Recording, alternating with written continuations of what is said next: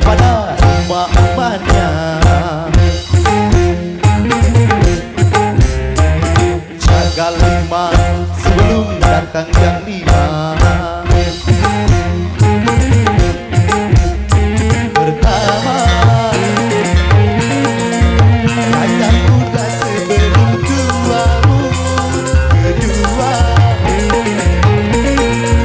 rakyat kaya sebelum miskinmu. Ketiga, jaga sehat sebelum sakitmu. Jaga hidup sebelum matimu. Jaga sehat sebelum sakitmu.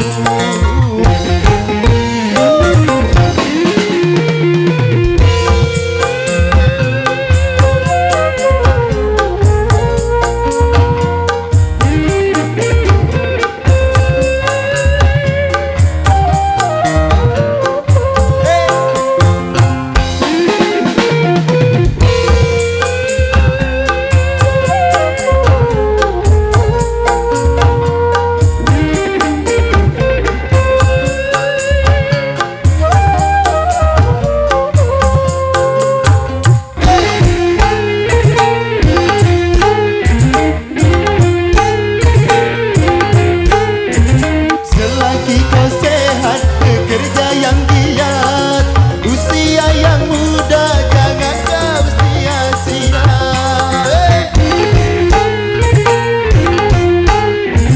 Selagi kau kaya jangan foya-foya, gunakanlah harta di dalam bertakwa, agar dirimu tidak merugi dalam hidup yang singkat ini, agar kau tidak menyesal nanti di saat menghadapi lagi.